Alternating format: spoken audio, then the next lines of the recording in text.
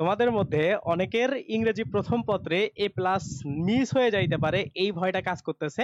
But আমি কথা দিচ্ছি, এই ভিডিওটা যদি তুমি দেখো তাইলে কমপক্ষে তোমার 85 থেকে 90 নম্বর ইংরেজি প্রথম পত্রের মধ্যে তুমি এই বছর এইচএসসি পরীক্ষাতে পাবা।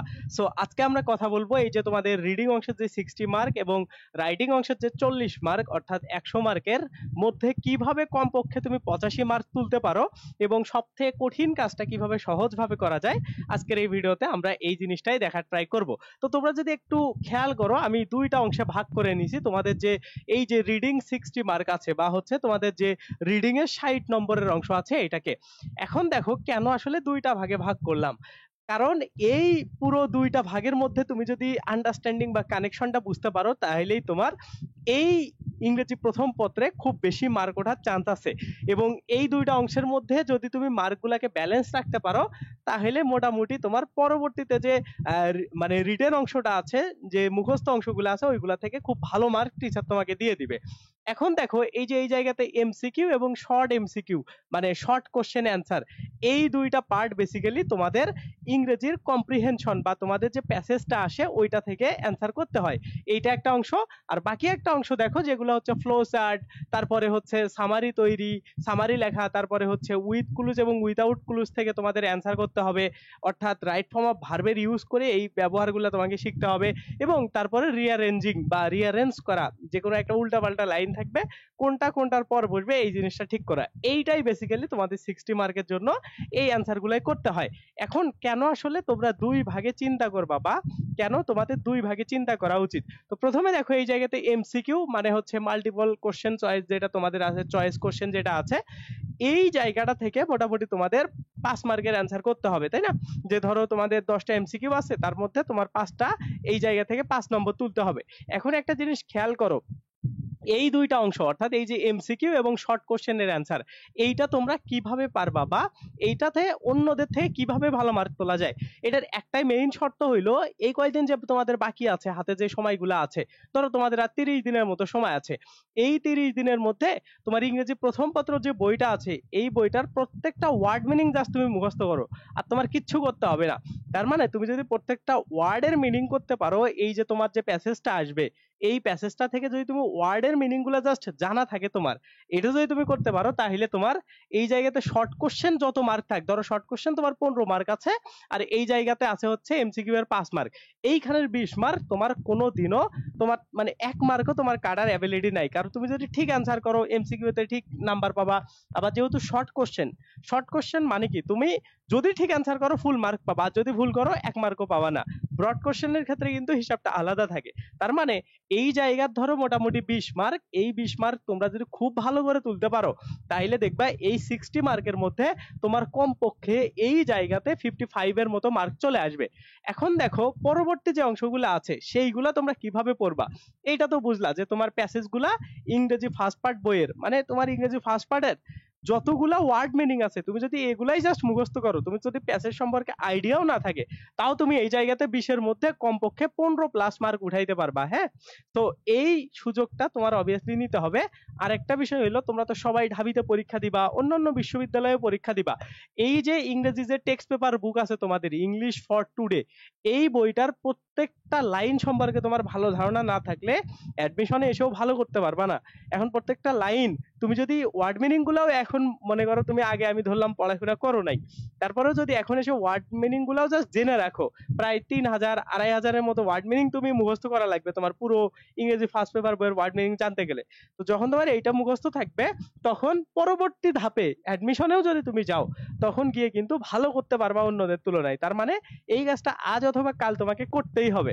সো তুমি যদি এখন এই কাজটা করো, আর যারা করছো তারা তো অনেক বেশি আগায় আছো, তারা করবা কি, তারা এই প্যাসেজ গুলাকে রিডিং পড়বা। হ্যাঁ, রিডিং পড়বা এবং ওই প্যাসেজ গুলার আন্ডারে বিভিন্ন টেস্ট পেপার থেকে এমসিকিউ কোশ্চেন, তারপরে হচ্ছে তোমাদের যে শর্ট কোশ্চেন আসে এগুলাকে সুন্দর করে করে ডেইলি প্রতিদিন অন্তত একটা করে সলভ করবা।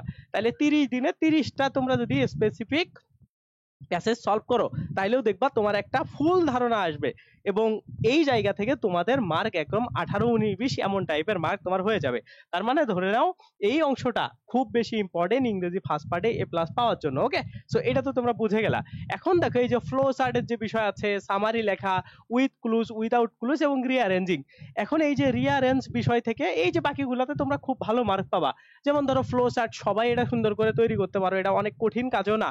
তারপরে সামারি লেখা, এটাও যদি যারা একটু ভালো মানে শব্দ গঠন জানো, বা তুমি যদি এরকম ওয়ার্ড মিনিং তোমার মুখস্থ থাকে, তোমার অটোমেটিক্যালি শব্দ ভালো আসবে। আর নর্মালি তো তুমি গ্রামার ঠিকঠাক লিখতেই পারবা, বা নর্মাল টেন্সে তুমি লিখবা, হ্যাঁ, প্রেজেন্ট টেন্সে তুমি সবকিছু লিখে দিলা।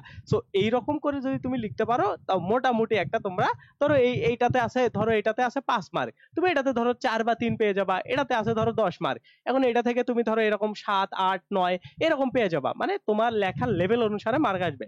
এইখানে কিন্তু মার্ক কম বেশি হয় না, বাট সব থেকে বেশি মার্ক কমে কোন জায়গাতে, এই যে রিঅ্যারেঞ্জিং যে বিষয়টা আছে এইটাতে সবচেয়ে মার্ক কমে, সবচেয়ে মার্ক কম পাওয়া যায় এই জায়গাতে।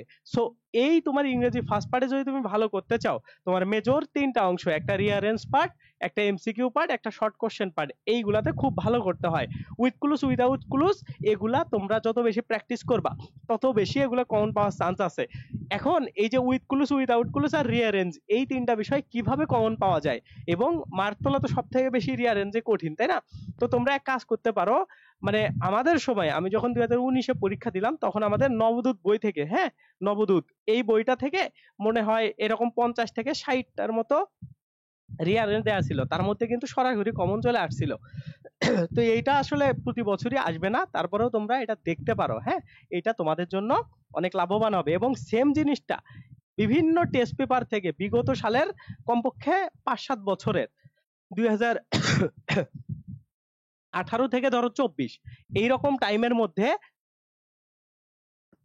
এরকম টাইমের মধ্যে যতগুলা মনে করো তোমাদের প্রশ্ন আসছিল, সেগুলা তুমি যদি খুব ভালো করে দেখো, তাইলে তোমার এই দুইটা সম্পর্কে একটা ক্লিয়ার কনসেপ্ট আসবে। মানে উইদাউট ক্লুজ এবং উইথ ক্লুজ, এই দুইটা সম্পর্কেই তোমার খুব ভালো ধারণা আসবে, এবং ওই জায়গা থেকে কমন আসার চান্সও অনেক বেশি বেড়ে যায়, হ্যাঁ। এবং একটা কনফিডেন্স নিয়ে যখন তুমি যাবা, পরবর্তীতে দেখবা তুমি এগুলা পারবা। সো তোমাদের এখন কাজ হচ্ছে এই 3টা জিনিসকে খুব ভালো করে প্র্যাকটিস করা, সাথে সাথে ইংরেজি টেক্সট পেপার যে বইটা আছে ওইটার ওয়ার্ড মিনিং গুলা মুখস্থ করা। তাইলে দেখবা এভারেজই তোমার এই জায়গা থেকে 50+ মার্ক চলে আসবে। ওকে, এখন একটা জিনিস খেয়াল করো, তুমি যদি ইংরেজি ফার্স্ট পার্টে এ প্লাস পাইতে চাও, তোমার যদি কোনোভাবে এইখানে 50-এর নিচে মার্ক আসে, তাইলেই তোমার এ প্লাস পাওয়া সো টাফ হয়ে যাবে। কারণ ধরো তোমার যে ওই যে রিটেন অংশ আছে, অর্থাৎ এই যে রিটেন অংশ যেটা আছে, ধরো এইখানে তোমার 40 মার্ক আছে। এখন এই 40 মার্কের মধ্যে সর্বোচ্চ তোমাকে মার্ক দেবে হচ্ছে 30 মার্ক, তুমি যত ভালোই লেখো না কেন। ওকে, বা ধরো খুব ভালো লিখলে 32 এরকম, বা 33 এরকম মার্ক তোমাকে দিয়ে দিবে। এখন একটা জিনিস খেয়াল করো, যখন তুমি ওই জায়গাতে 32 পেয়ে গেলা, তোমার দরকার 48 মার্ক। এখন এই জায়গা থেকে তোমার যদি একটু ভালো মার্ক থাকে, ধরো 55 থাকে, তাইলে 55 আর 32 এই দুইটা মেলায়া 87 মার্ক তোমার আসার চান্স অনেক বেশি আছে। তাইলে দেখো, তুমি জাস্ট যদি এই অংশটাতে ভালো করো, অর্থাৎ তোমার এই যে রিডিং যে অংশটা আছে 60 মার্কের, এইটাই ডিপেন্ড করবে যে তুমি কত ভালো করবা। সো এইটার এখন তোমাকে যদি আমি একটা ফাইনাল সাজেশন দেই, যে তোমাদের আসলে কি কি করবা, কি কি কাজ তোমার, মানে কি কি কাজ করলে তোমার আসলে এইগুলাতে এখন ভালো করা সবার থেকে ভালো চান্স আছে। 1 নম্বর কাজ হইলো টেক্সট পেপারের, মানে ইংলিশ টেক্সট বুকের যত ভোকাবুলারি আছে, হ্যাঁ, ভোকাব, যত ভোকাবুলারি আছে এইগুলাকে খুব ভালোভাবে আত্মস্থ করা। এইটাকে যদি তুমি আত্মস্থ করতে পারো, তারপরে এই ভোকাবুলারি গুলার পর তুমি চেষ্টা করবা যে যেগুলা মানে খুবই গুরুত্বপূর্ণ, হ্যাঁ, ইম্পর্টেন্ট যে হচ্ছে তোমার প্যাসেজ গুলা আছে, ইম্পর্টেন্ট প্যাসেজ, ওকে, ইম্পর্টেন্ট প্যাসেজ এবং পয়েম বোথ, ঠিক আছে। অনেক সময় পয়েম থেকে তোমার হচ্ছে ওই এগুলা আসে, সারাংশ, সারমর্ম, সামারি লেখাগুলো আসে। তো এই জন্য এই উভয় জিনিসটাই খুব ভালো করে অন্তত একবার রিডিং দিবা, মানে এই কয়দিনের মধ্যেই, পরীক্ষার আগে অবশ্যই তোমাকে এই কাজটা করতে হবে। এইটা যখন তুমি করবা, অনেকে বলবা যে ভাই 15-20 মার্কের জন্য কি এই কাজটা করব? হ্যাঁ, অবশ্যই করবা, কারণ এই 15-20 মার্ক মানে যারা পাবে তারা ফুল পাবে, যারা পাবে না ওখান থেকে এরকম 6-7 পেয়ে যাবে।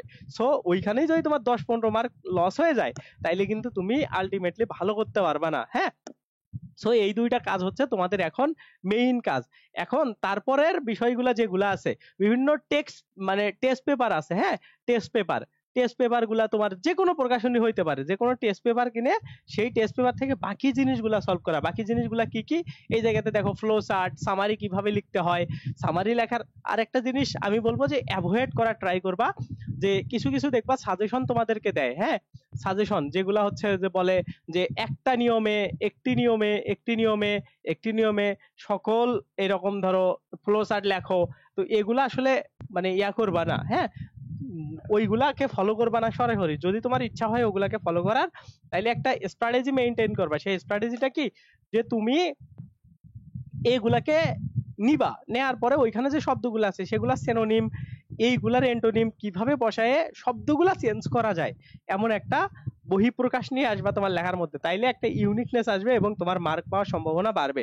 সো এই কাজগুলা তোমরা করতে পারো, তাইলে তোমার জন্য খুবই ভালো হবে টেস্ট পেপার থেকে এইভাবে পড়ার সময়। আর রিয়ারেঞ্জ গুলা কমপক্ষে 30 দিনে 30টা সলভ করবা, বা 35 দিনে 35টা সলভ করবা, তাইলে দেখবা তোমার ভালো করার একটা চান্স আছে। ওকে, আর এই জায়গাতে যে তোমার রিটেন পার্টের বিষয়গুলো আছে, আমার পরামর্শ থাকবে এগুলার টেকনিক না মুখস্থ করে কিছু স্পেসিফিক শুধু বিগত সালে আসাগুলা, হ্যাঁ, বিগত সালে যতগুলা আসছে, ধরো বিগত সালে যত গ্রাফ আসছে, যত স্টোরি আসছে, যত ইনফরমাল লেটার আসছে, এগুলা বিগত সালের গুলাই যদি তুমি জাস্ট পড়ো, আশা করা যায় সেগুলো থেকে কমন পাবে। এখন যদি তোমার কমন নাও আসে, তারপরেও তুমি বানায়া লিখতে পারবা, তখন বানায় লিখতে পারবা, হ্যাঁ।